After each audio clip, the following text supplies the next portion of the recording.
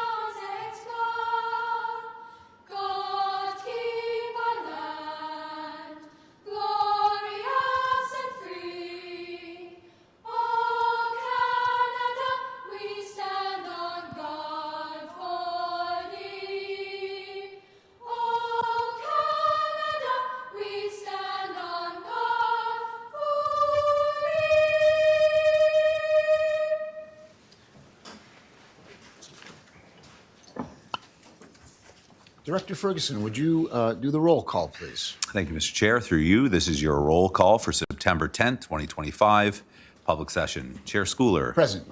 Vice Chair Johnston. Present. Trustee Danaher. Present. Trustee Francis. Trustee Labonte. Present. Trustee McAllister. Present. Trustee McDonald. Present. Trustee Parisien. Present. Trustee Steinberg. Present. Trustee Swan. Present. Student Trustee Gibson. Present. Student Trustee Musa. Present. Mr. Chair, you have quorum. Item 5, in the spirit of truth and reconciliation, we acknowledge that we are gathered on the customary and traditional lands of the Indigenous peoples of this territory. Item 6.0, approval of consent agenda items 6.1 to 6.4. And it is moved by Trustee Danaher, seconded by Trustee Labonte, that the Upper Canada District School Board approve consent agenda items 6.1 to 6.4 as submitted and confirmed accurate as of September 10th, 2025. Please cast your vote online.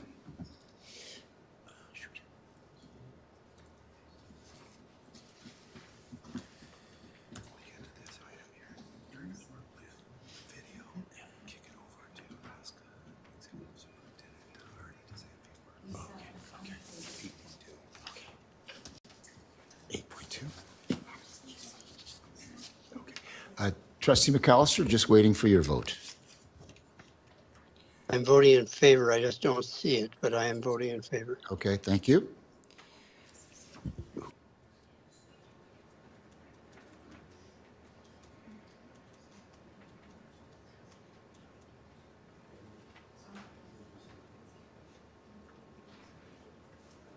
Okay, and that motion is carried. Item 7.1, conflict of interest declarations. Are there any of those this evening? Seeing none, we move on to item 8.1, declaration and oath of allegiance 2025-26 student trustees, Allison Gibson and Alexander Musa.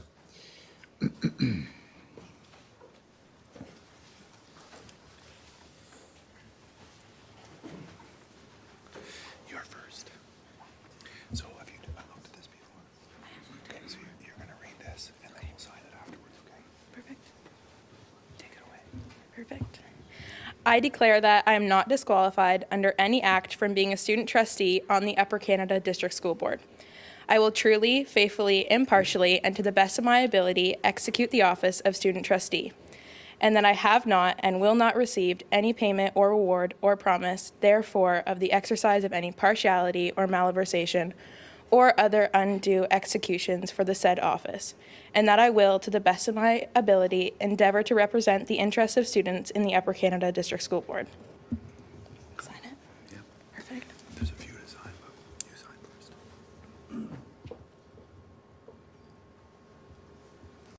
Let's keep going. You got a few to do.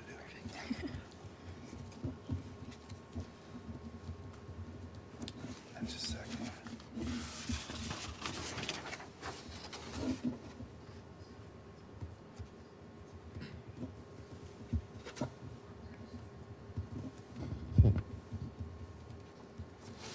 Just 1 second. Thanks.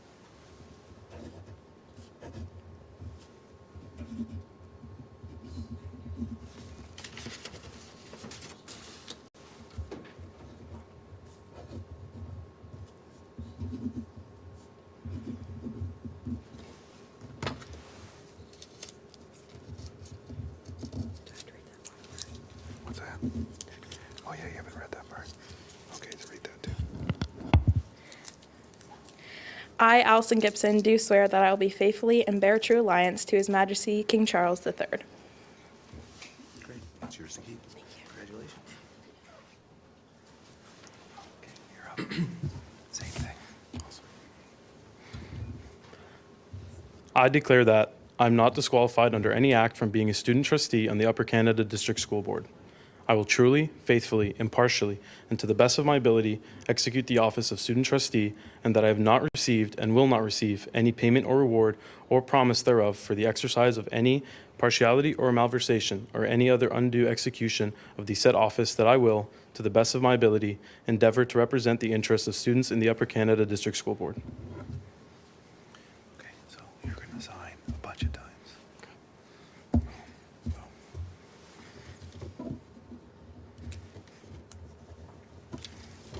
Keep going.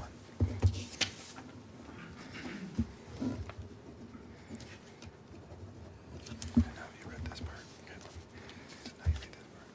I, Alexander Musa, do swear that I will be faithful and bear true allegiance to His Majesty King Charles III. Okay, thank you.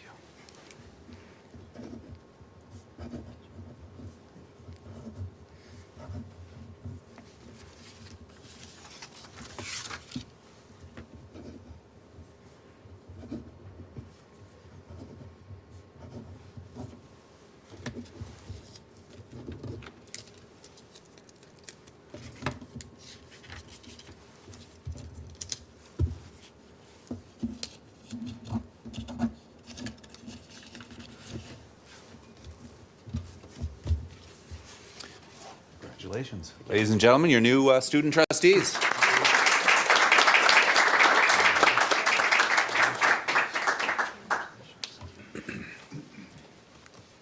up here if you want.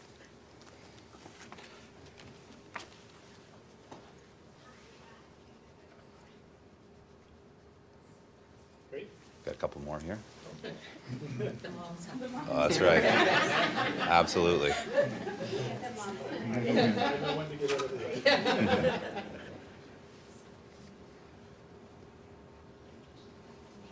Good. Thank you. Congratulations. Thank you. Congratulations.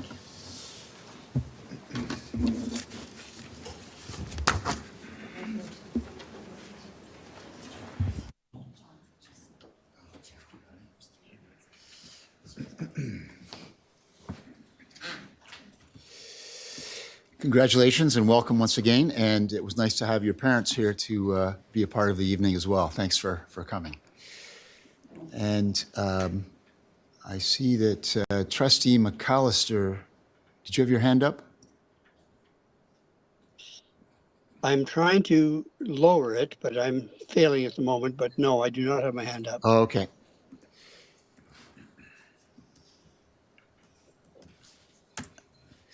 All right. We are moving on now to item 8.2, which is the director's work plan. And we have a video, a student success video, on the SST Lift student and staff perspective. This basically will be an opportunity for students and staff to share the experiences they've had with the program and the impact that it's had on student achievement and learning. Sorry, yes, Executive Superintendent Hardy wanted to make a few comments prior to the video being shown. Thank you. Through you, Chair. I think you actually did a really nice job of setting up. I'm not sure I need to anymore, but trustees will recall that we adopted the SST Lift program in 23-24, so we've been at it for a couple of years. It has provided a flexible environment for students in all of our mainstream schools, which has allowed them to maintain friendships, connection to caring staff members, access to programming in all of their schools, and it has undoubtedly led to additional graduations and improved attendance across the district. A lot of that credit, of course, belongs to the very fine teachers and instructional assistants who have made the SST Lift rooms tremendous successes. And I think you'll certainly see that here in this wonderful video prepared by our comms team. It's also worth noting that 2 of the students who appear in the video are actually graduates and who have come back. So enthusiastic are they about SST Lift and wanting to share the impact it had on them that they actually voluntarily came back to school with diplomas already in hand to talk about their excitement over it. So we'll pass it over to Lisa. Thank you.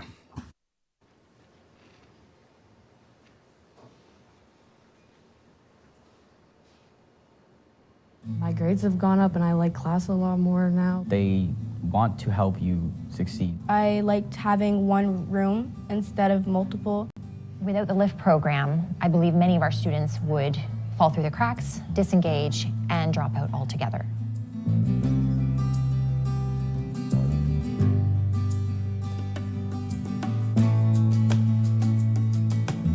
The LIFT classroom is definitely different because they ask you what you're comfortable with and what you're comfortable doing. It was easier for me to do my work alone and independently rather than in a big classroom surrounded by a lot of eyes and voices.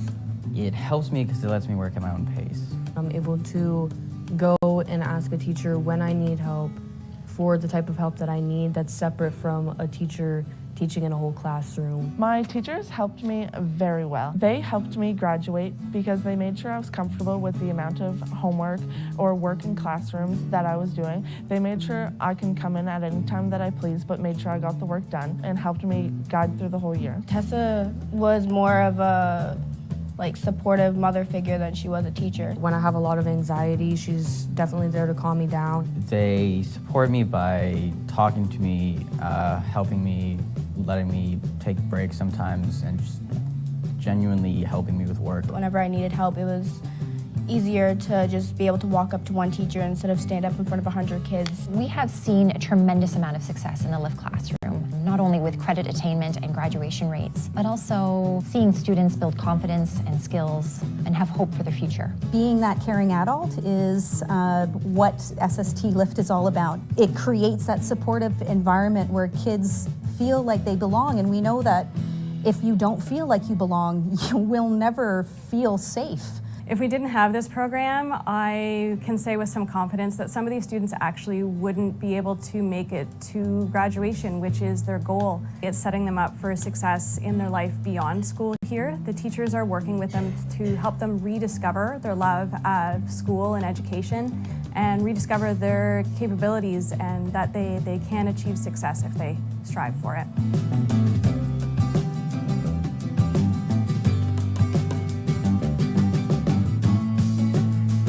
Having the support from the program and the encouragement to believe in myself has really made a difference. I've learned to be more responsible and confident in what I can achieve. Honestly, LIFT has inspired me to keep working harder and reminded me everything that I am capable of and reaching my goals if I stay determined. It's helped me prepare in life. The teachers have definitely took measures to help with what I want to do in college and really help me take that final step. It's been good. I like Lyft. I would happily stay in Lyft the whole time.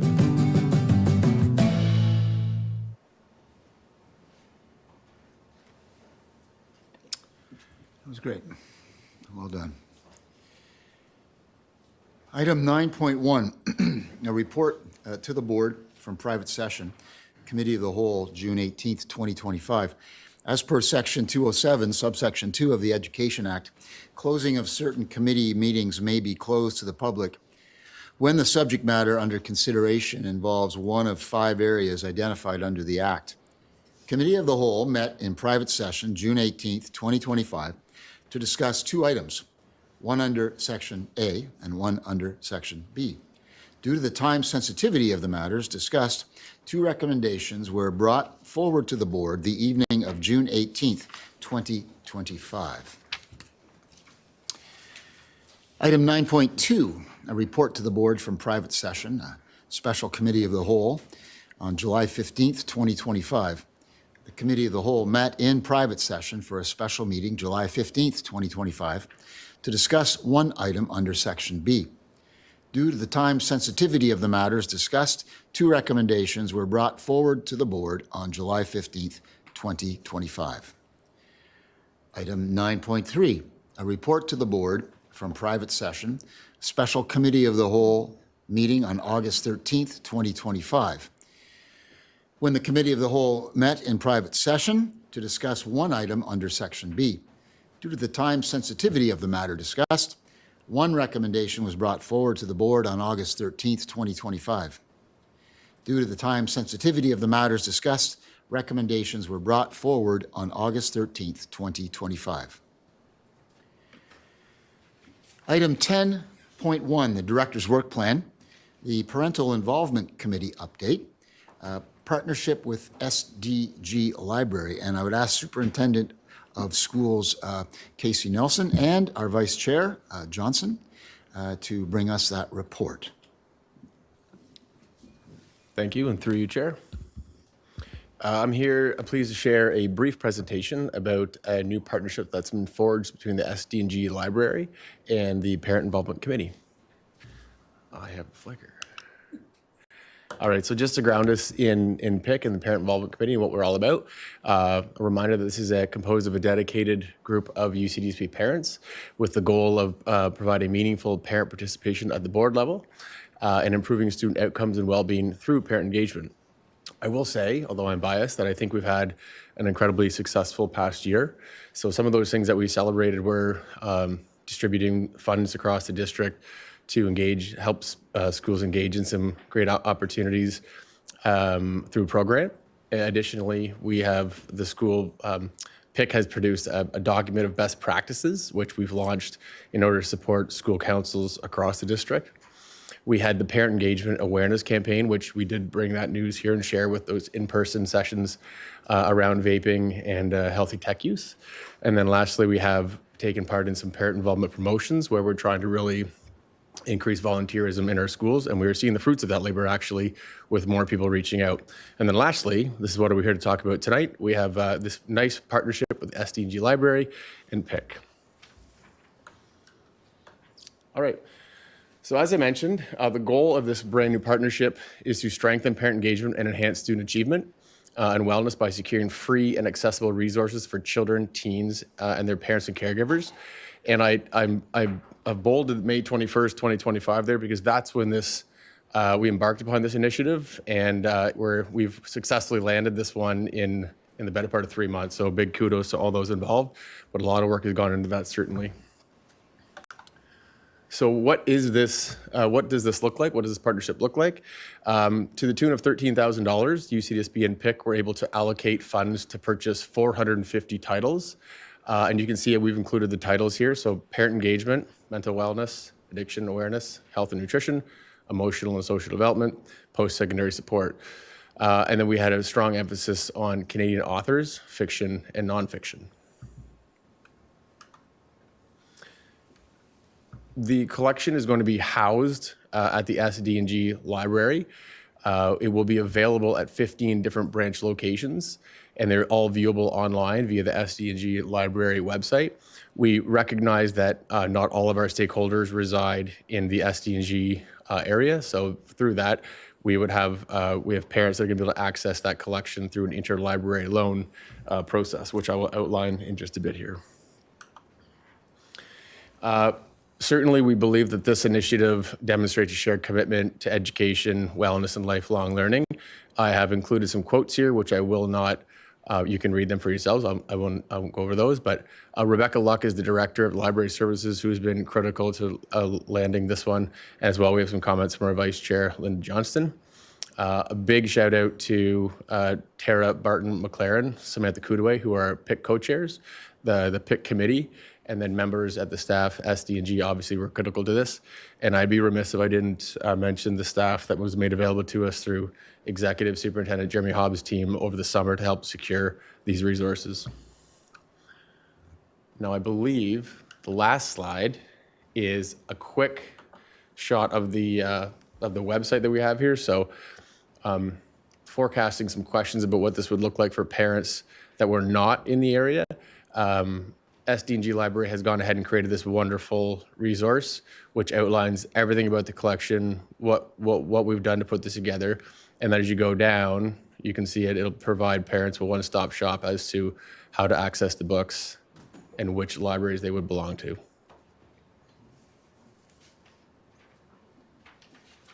And that is all for my presentation. I'm happy to take questions.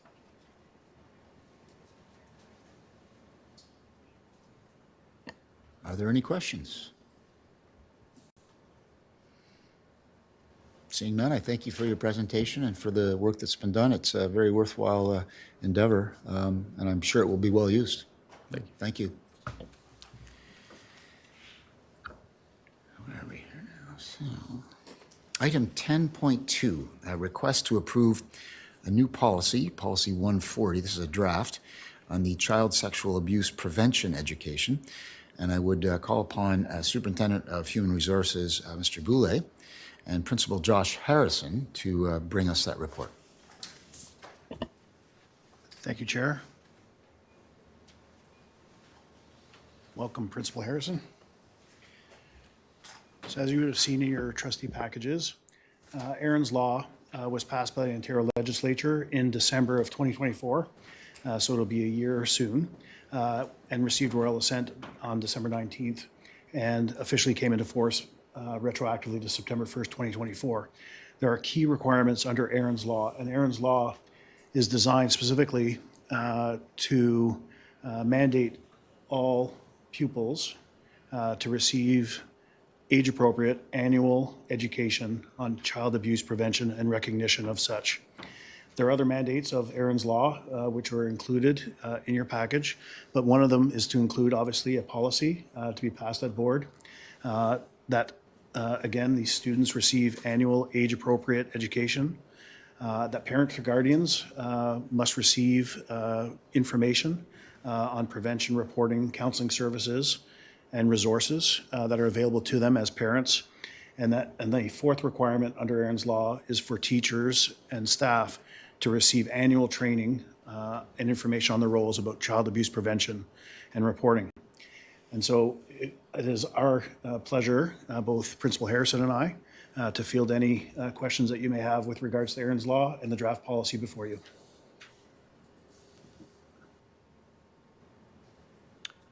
Are there any questions? Trustee Labonte. Thank you, Chair, through you. I have no problems with the policy. It's actually quite well written. I just wanted to find out, did it come from a provincial template, and has it been through our legal department's eyes? Thank you for the question, Trustee Labonte, through you, Mr. Chair. This is a policy that has been drafted through my office using our typical Upper Canada format for our policies. And I can assure you that we might be one of the leading boards in having a policy come before Board of Trustees across Ontario. This is relatively new policy that's emerging across districts in Ontario. So I'm going to predict that it will become one of the policy frameworks used throughout the province then. that's very kind. Thank you. Thank you. Trustee McDonald? Okay, you're good. Okay, Trustee McAllister. Yeah, thank you, Chair. My question is with regard to secondary schools. Could you explain to us how this is going to roll out across secondary schools? Thank you, Trustee McAllister. I'm going to defer response to Principal Harrison. Thank you, Superintendent Boulay. Through you, Chair.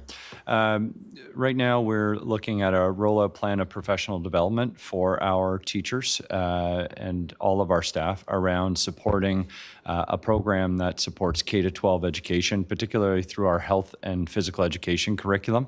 And so the visions right now for our program would be ensuring that all students are receiving this through our health and physical education curriculum. At the same time, through the work of our teaching and learning team, we also have our district-wide learning series that we will also be using to support this work and ensuring that all of our students are receiving the important education, the safety education that we receive. So that would actually be virtually via Teams through within our classroom setting. So we're really looking to supplement on a number of levels. Chair, could I ask a secondary question, please? Yes, of course. This is typically the kind of policy that puts the load on health and phys ed teachers. Is this not supposed to be the responsibility of all teachers? And if so, how are we including all teachers? Thank you, Trustee McAllister. Again, Josh, if you can expand on that particular rollout, speak specifically to that. Yeah, for sure. Thank you, Superintendent Boulay.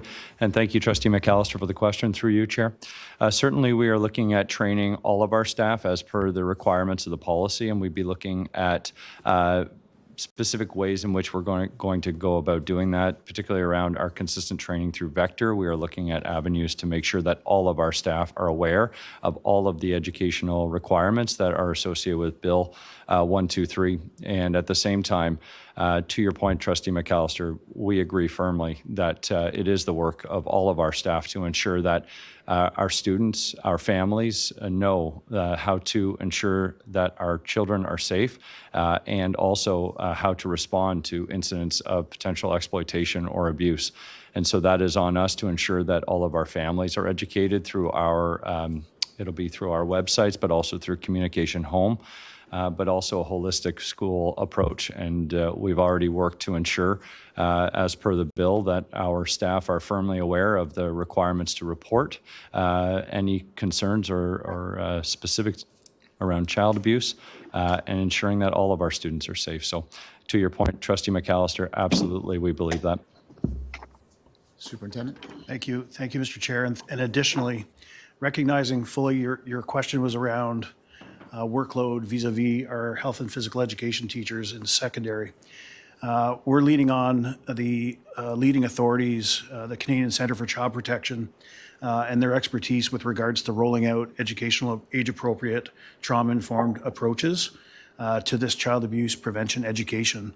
And there is a natural overlap between the education that we're providing our pupils and the health and phys ed curricula. And so it's a natural fit for that education to occur through that sphere. Trustee McDonald. Thank you. Thank you. I wanted to just draw upon Mr. Harrison mentioned the duty, the obligation to report, and I think there's no doubt in my mind that our staff are aware of those requirements. And staff across the province are aware of those requirements. But I think, sometimes you don't see.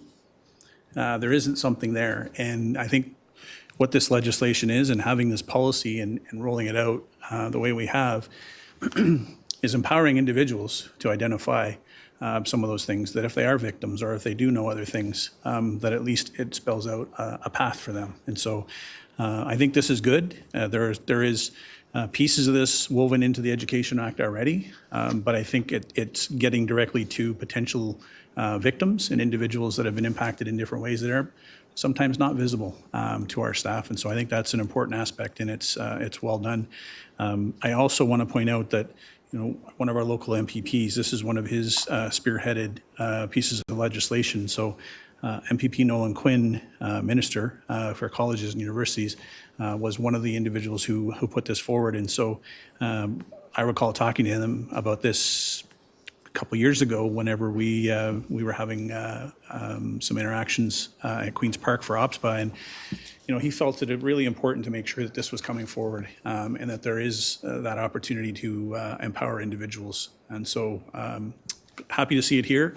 And I think, as Trustee Labonte said, our policy does cover the reflection of the act, of the legislation, and certainly how we roll it out is going to be important as well. So thank you for your work. Trustee Parisian.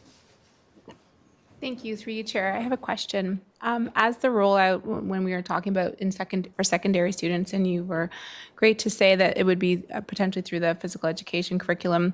However, grade 9 physical education is the maximum that high school students are required to have. So what are we doing for the students in 10, 11, and 12? Completely appreciate the question through you, Chair. So that is where we see a tremendous opportunity with our district-wide learning series because that does transcend the requirements for the physical education requirements. And so that's where we were able to really utilize our community partners and to bridge and to transcend geography and to be able to bring that. And we've seen some really great opportunities already last year in working with particularly internet safety and healthy relationships. That would be in line with the Bill 123 already, but truly appreciate the question, and that is where we see that opportunity to continue to grow all the way through to grade 12.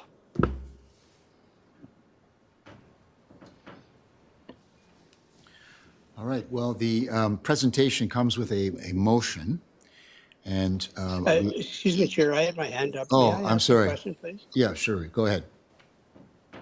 Thank you. I noticed in I think it's bullet number 2 or 3. Parents and guardians must be provided with information on prevention, reporting, counseling services, and resources annually. How is that communication going to occur?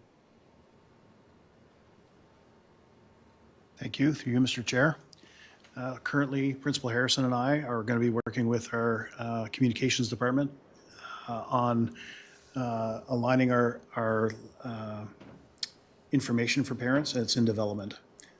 Again, we have multiple layers of bringing this forward in a rollout, and that is certainly on the forefront. And I know that Principal Harrison has already shared some draft language that is under review through my office, but we are going to be working through our communications department on a public-facing information for parents to be able to access at their will. Will school councils be involved in this process? Through you, Mr. Chair.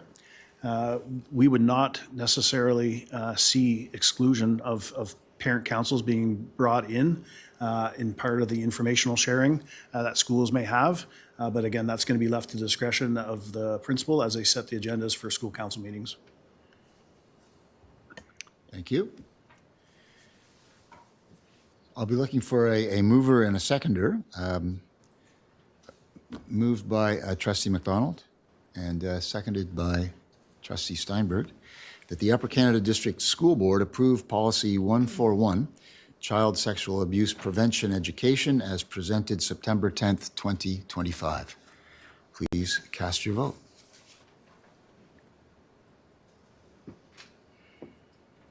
I am voting in favor.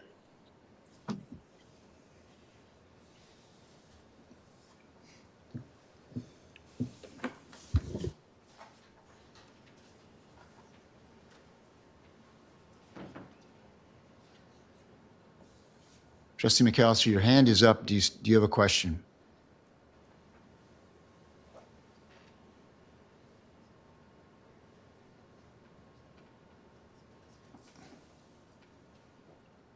Trustee McAllister, question? I do not have a question.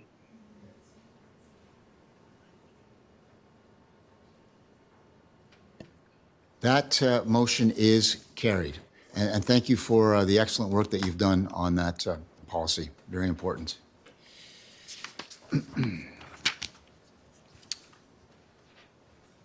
Item 10.3 is a request to approve trustee attendance for the annual 2026 Public Education Symposium. And again, I'll be looking for a mover and a seconder. Moved by Vice Chair Johnson and seconded by Trustee Labonte. In accordance with Board Procedure 313.1, board member / trustee travel, hospitality, and expense reimbursement under Section C as it relates to meetings, professional development, conferences. A board motion is required to authorize trustee attendance to conferences that are external to the board. Be it resolved that the Upper Canada District School Board approve trustee attendance for the 2026 Public Education Symposium hosted by the Ontario Public School Boards Association. Is there any discussion, questions, or commentary around this motion? Trustee McAllister, I see you have your hand up. Do you have a question? No, I'm sorry, I do not. I'm trying to get it down. Okay. Any other questions, comments? If not, then would you please cast your vote online?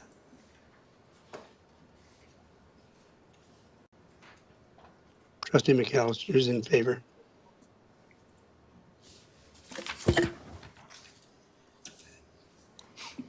And that motion carries. Which brings us to item 10.4, the trustee vacancy update to the board. As the board is aware, we do have a trustee vacancy. And in accordance with the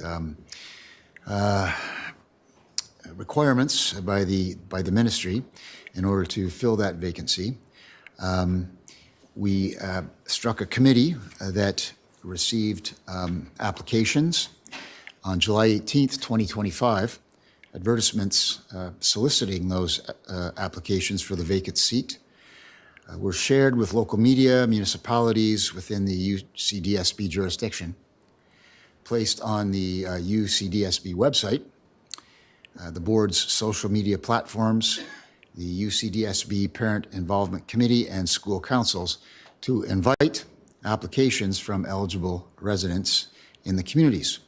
Applications were to be received via email or in person to the Secretary of the Board, Director Ferguson, at his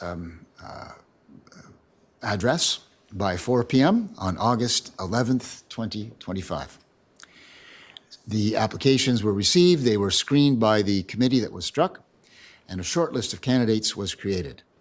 The application packages of candidates to be interviewed were distributed to all the trustees.